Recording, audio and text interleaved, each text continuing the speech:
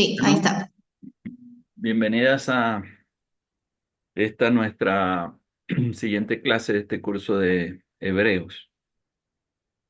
Muy agradecido estoy al Señor primeramente por la oportunidad de poder enseñarles y también a sus directores de allí de la escuela que han tenido a bien pues incluirme para poder enseñarles este curso tan precioso de Hebreos, ¿no? Yo me estoy gozando bastante en el estudio de los materiales y sé que a ustedes también les está interesando bastante esta materia, ¿no? De Mm, Hebreos. Entonces, ujú. cada clase que tenemos, cada martes, estamos eh, entrando en en un nuevo tema, ¿no? De todo el contenido del curso. Hoy vamos a estar estudiando algunos de los aspectos literarios de la carta a los Hebreos, así como también el asunto de los destinatarios, ¿no? Quién estaba dirigida la carta. Entonces vamos a estar orando para que estemos comenzando nuestra clase de hoy. Voy a pedirle a Anaí, por favor, que nos dirija en esta oración. Amén. Gracias, Padre, te damos por este tiempo. Gracias, Señor, por las bendiciones dadas en este día. Gracias por el ministerio del profesor junto a su esposa. Bendice, Señor, a su familia. Bendice, Señor, nuestra familia. Y te pedimos que nos acompañes en este momento y que nos ayude, Señor, a que todo esto sea útil para nuestro ministerio más adelante. En tu santo nombre, amén. Amén. Bueno, entonces voy a estar compartiéndoles la presentación. Un momentito.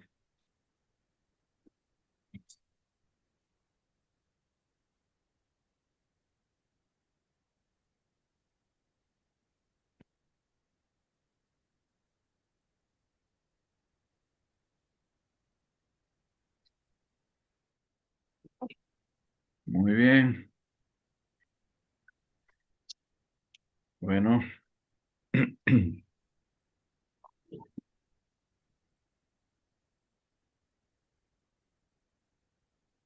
como les dije, vamos a estudiar el estilo literario y los destinatarios. Al final de esta presentación, Anaí y Damaris les he colocado una bibliografía. Siempre en las presentaciones les pongo una bibliografía al final para que puedan consultar también esos textos. Y en la bibliografía, esta oportunidad, le he colocado unos enlaces allí a, a unos videos que me gustaría que ustedes pudieran estar revisando en cuanto tengan oportunidad, ¿no? Que se relacionan con la Ujú. clase. Esos dos videos que están allí en la bibliografía tratan del asunto de los esenios, que es un tema que vamos a estar mencionando de paso en la clase de hoy, que era un grupo de judíos que procuraban un estilo de vida diferente, ¿no? Los esenios eran personas que se habían apartado de la ciudad para poder buscar a Dios y estaban en el desierto, ¿no? En las adyacencias de Jerusalén principalmente. Entonces, como lo voy a estar mencionando en la clase de hoy, me gustaría que luego ustedes pudieran, porque quizá no tenemos oportunidad hoy mismo nosotros para ver alguno de estos videos, pero pudieran hacerlos ustedes luego. Muy bien, entonces nuestro tema es el estilo literario y los destinatarios. Estamos en nuestra segunda unidad que trata sobre los aspectos literarios de la carta a los hebreos. Hoy vamos a estar viendo el asunto también de si es realmente una carta, una epístola, como las otras cartas que aparecen en el Nuevo Testamento, o tiene otro género o otra forma literaria, ¿no? Que es un debate que se presenta también, si Hebreos es una carta o no es una carta. Entonces vamos a estar viendo hoy también ese asunto y revisando un poquito el tema de los destinatarios, que creo que ya hemos abordado un poco en las clases anteriores cuando hablamos de los judíos helenistas, los judíos convertidos, ¿no? Los prosélitos, estuvimos estudiando anteriormente esos temas.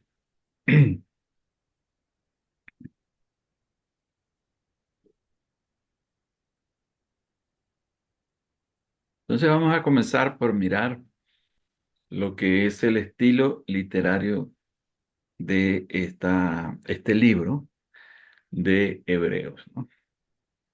Lo primero que vamos a mirar es que se le llama carta, ¿no? Generalmente a este libro de Hebreos, la carta a los hebreos, pero su estructura, la forma como este libro está estructurado, está pensado, no tiene las características de una carta o de una epístola, ¿no?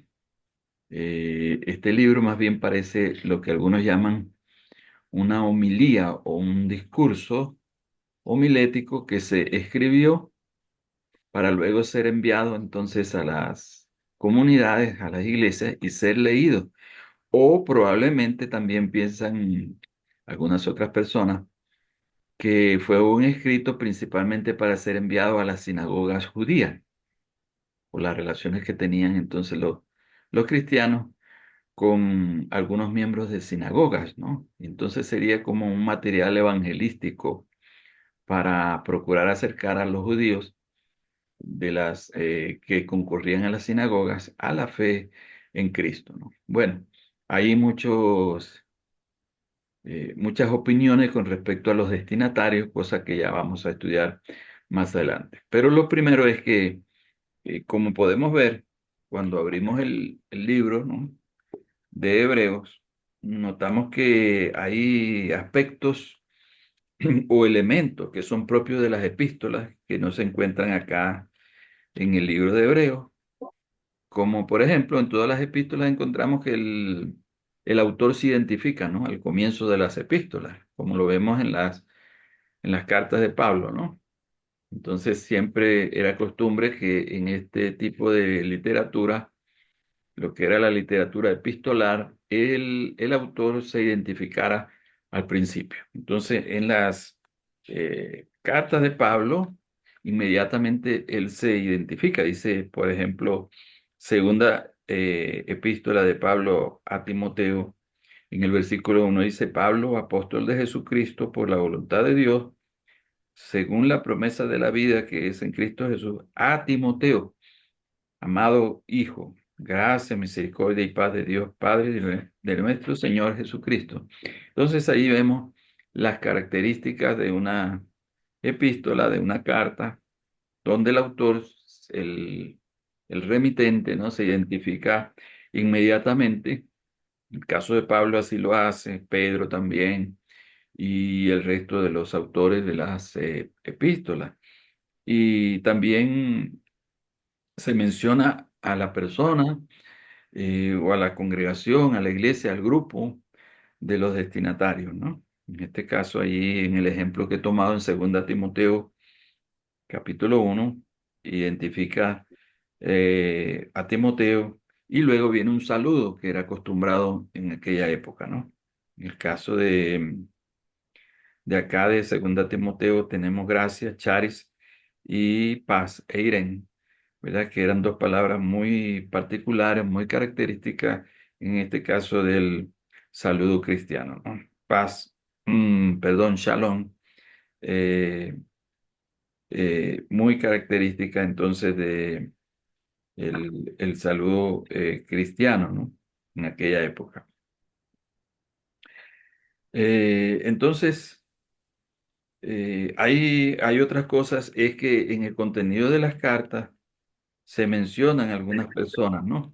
Se van mencionando y algunas situaciones, algunos eventos, algunas problemáticas, ¿no?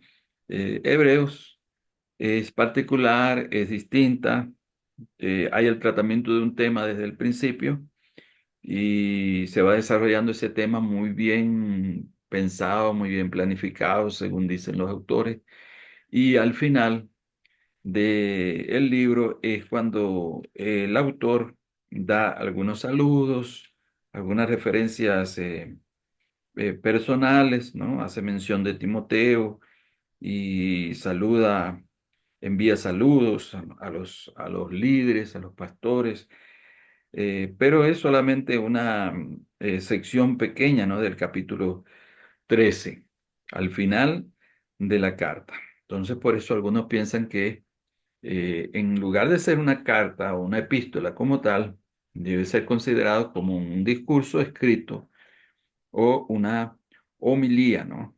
Es decir, un libro más bien argumentativo, ¿no? O un discurso argumentativo, porque ese es también bastante corto, ¿no? Tiene 13 capítulos en este caso, y el estudio que se ha hecho, ¿no? Del libro de Hebreo, entonces indica que hay mucha, muy buena estructura, ¿no? Se ha pensado con suficiente anticipación el tema, los términos que se iban a usar y el desarrollo, ¿no? Se ha planificado. Entonces, todo parece indicar que este autor ha escrito una larga pieza oratoria, ¿no? Y eso lo podemos ver entonces desde el capítulo 1, versículo 1, hasta el 13, el capítulo 13, versículo 22, entonces donde hay 13:21, donde allí comienza entonces lo que algunos llaman una pequeña esquela que acompañó al libro, una pequeña nota, ¿no? Que acompañó a este libro. O en todo caso, que esta sección de final de Hebreos fue añadida luego, ¿no? Ahí en 13:22 aparece la palabra o la expresión palabra de exhortación, que nos indica más bien la naturaleza de este escrito en lugar de ser una carta, ¿no? Palabra de exhortación era la expresión que se usaba cuando las personas explicaban la ley mosaica, explicaban las escrituras del Antiguo Testamento en la liturgia de la sinagoga, ¿no?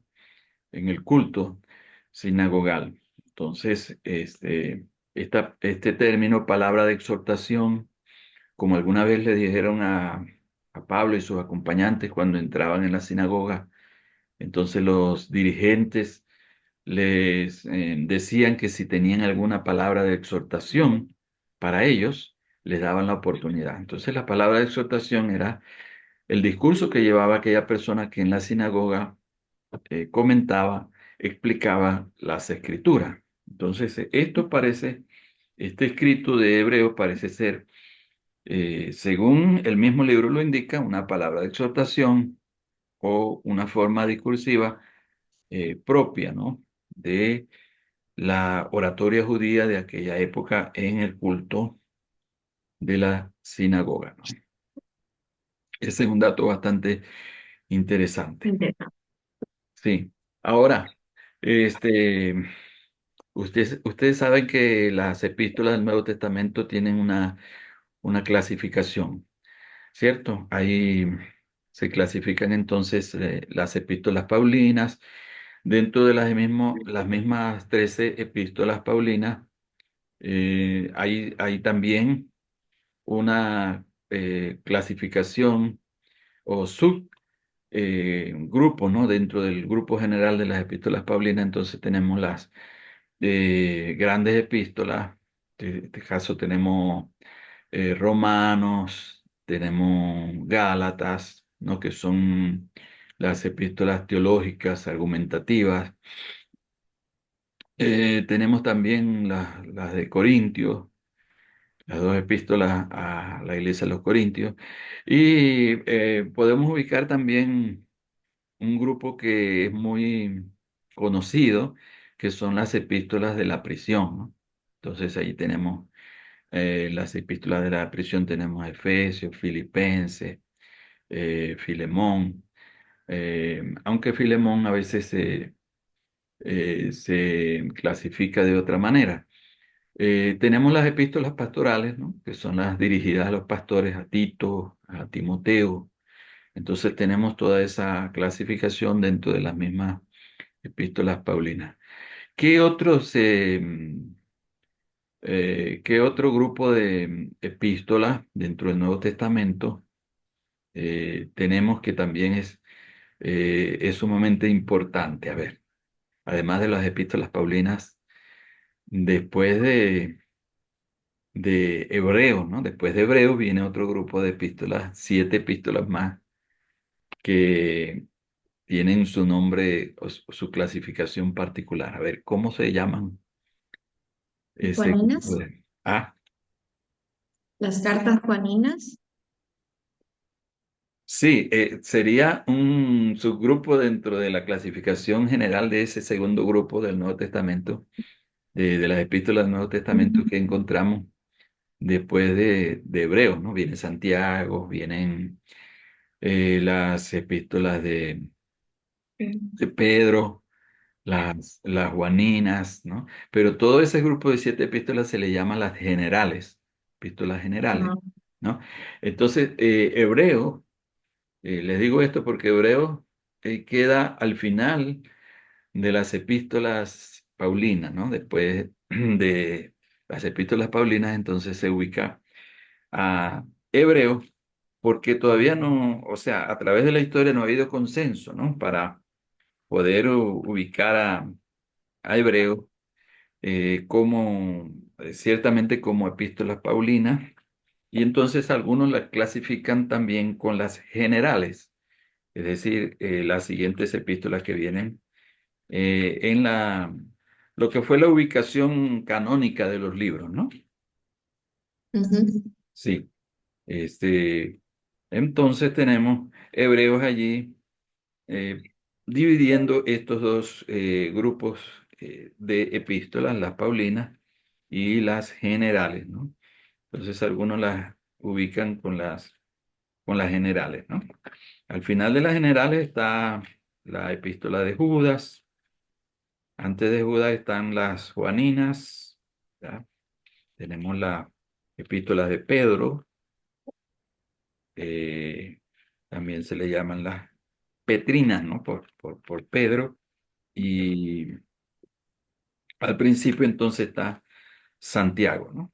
Entonces estas serían las epístolas del Nuevo Testamento, ¿no? El género epistolar, ¿no? ujú, Muy importante saber, Damaris y Anaís, que como están clasificados los libros, tanto en el Antiguo como en el Nuevo Testamento, es lo que se llama el orden canónico, ¿no? Porque ujú, no están clasificados o ubicados los libros en la Biblia por orden cronológico, es decir, por la fecha en que fueron escritos, sino que es el orden canónico, el orden que se les asignó, ¿verdad? De acuerdo a los estudios que se hicieron, eh, lo que hizo la Iglesia a través de los siglos para ubicar lo que se conoce como el canon bíblico o el catálogo de libros inspirados, ¿no? Que es lo que se indica con la palabra canon, ¿no? El conjunto de libros inspirados de la Biblia. Ese canon se estableció, como quizás ya ustedes lo han estudiado en otros cursos o lo han estudiado por sí mismas, se estableció a través del tiempo, ¿no? Desde los días primitivos. Entonces Mm. fue objeto de debate la autoría de los libros, la inspiración de los libros. Algunos entraron en el canon tardíamente porque se debatió mucho su carácter inspirado, como por ejemplo el caso de el libro de Apocalipsis. Fue un libro que entró tardíamente en el canon del Nuevo Testamento, se debatió mucho, ¿no? Entonces, eso fue establecido por los concilios eclesiásticos a través de los siglos, ¿no? Por lo menos en los primeros siglos de la era cristiana. Muy bien, volvamos a nuestro tema entonces, que es el estilo literario, ¿no? El tema que estamos estudiando ahora. Una característica determinante de Hebreo es la elección de palabras, es decir, que los términos, ha sido muy cuidadoso el escritor para elegir los términos apropiados, el equilibrio de las frases, de la relación entre una y otra frase, el ritmo retórico del griego original y el excelente estilo, ¿no? Esto dice un destacado comentarista, Kiste Michael, ¿no? Así que tenemos un escrito muy bien pensado. Es como si nos dedicáramos nosotros a escribir un libro, ¿no? Entonces hacemos la planificación de ese escrito y pensamos pues en la estructura de ese escrito, ¿no? Entonces así es el libro de Hebreos, ¿no? Un escrito muy bien planificado, los términos que se usan fueron muy bien seleccionados, las palabras y también aquellos pasajes que se citan del Antiguo Testamento muy apropiados para la argumentación, ¿no?, que el autor hace. Precisamente este asunto de las citas del Antiguo Testamento en hebreo es lo que vamos a ver a continuación, ¿no? Por lo menos este autor, Kirsten Macker, dice que hay por lo menos 31 citas del Antiguo Testamento en el libro de Hebreo. Y aquí tenemos la lista que también se concluye en la siguiente lámina, ¿no?, que vamos a ver. Entonces allí están numeradas y creo que debemos notar algo sumamente importante, ¿no? Que el autor de Hebreos utiliza mucho el libro de los Salmos para citarlo en su escrito, ¿no? Y esto es un dato interesante porque recordemos que es uno de los libros privilegiados o preferidos por los judíos para sus meditaciones o sus eh, discursos también litúrgicos, ¿no? Muy usado el libro de los Salmos en el culto de la sinagoga. Así que es muy conocido o era muy conocido por los judíos de aquella época el libro de los Salmos. Y el autor de Hebreos, a través de este precioso libro, que era también su himnario, ¿no?, de los judíos, una especie de himnario, era como un libro devocional de ellos también para dirigirse a Dios en sus devociones, en sus acercamientos a Dios. Entonces, el autor a los Hebreos encuentra muchas referencias a Cristo ahí en el libro de los Salmos y los va utilizando aquí en, entonces en su escrito, ¿no? Vemos que, como estudiamos anteriormente, es una persona muy versada en las escrituras, ¿no?, judías, las escrituras del Antiguo Testamento. Es una persona, haya sido un hombre o una mujer. Recordemos que hablamos también de la posibilidad de que Priscila, esposa de Aquila, que fue una pareja de líderes, podríamos llamarlos misioneros de aquella época, que adoctrinaron o discipularon en la fe cristiana a Apolos, pudiera ser también candidata a ser la autora del libro. Pero la mayoría, recordemos, de los comentaristas se han inclinado, aún los escritores de los primeros siglos, los padres de la iglesia, muchos se inclinaron porque el autor probablemente fue Apolo, ¿no? Ese varón, ese judío que menciona el libro de Hechos, ¿no? Si mal no recuerdo, natural de Alejandría, un judío de la diáspora, eh, podríamos llamarlo judío helenista, ¿no? Que había sido formado en la cultura griega, pero que era muy profundizado en las escrituras, ¿no? Y él fue entonces discipulado en la fe cristiana por esta pareja, ¿no?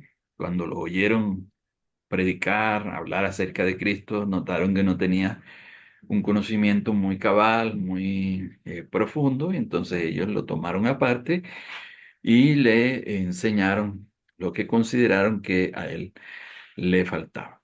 Volvemos entonces al punto de las citas, ¿no? Tenemos una cantidad enorme de citas, aunque algunos autores dicen que son más de 31, ¿no? Porque hablan de que estas 31 son citas directas, es decir, referencias directas, y algunos autores también hablan de referencias indirectas o menciones de algunos términos o expresiones del Antiguo Testamento que el autor nos cita como tal el versículo o el texto del Antiguo Testamento, sino solamente toma la idea o la expresión. Y hablan de eso como citas indirectas. En todo caso, hay una gran cantidad de citas, ¿no? En que vemos que en casi cada capítulo del libro de Hebreos hay citas del Antiguo Testamento, ¿no? Donde vamos a ver entonces la siguiente lámina. Miren, no solamente hay citas de los Salmos, también del Pentateuco, de Deuteronomio, porque recuerden de Deuteronomio, Éxodo, porque recuerden que Moisés es una figura muy citada allí en el libro de Hebreo, en la comparación que el autor hace con Cristo, ¿no? La superioridad de Cristo sobre Moisés, ¿no? Recordemos, Anaí Damaris, que los judíos tenían a Moisés, ¿no? Como una figura preeminente, y ciertamente lo fue, de mucho respeto, casi como una figura sagrada. Y entonces aquí el autor argumenta la superioridad de nuestro Señor Jesucristo aún sobre Moisés, ¿no? Ese carpintero rudo, ordinario, tal vez a simple vista insignificante, ¿no? Para los judíos de aquella época, era, de acuerdo al escritor, el Mesías, el Salvador prometido en el Antiguo Testamento, ¿no? Por eso cita entonces muchos salmos mesiánicos, ¿no? Que hacen referencia al Salvador prometido a Israel, ¿no? A lo largo del Antiguo Testamento, y que el autor a los Hebreos ve en cumplimiento en la persona de nuestro Señor Jesucristo. Cuando lleguemos a estudiar la parte teológica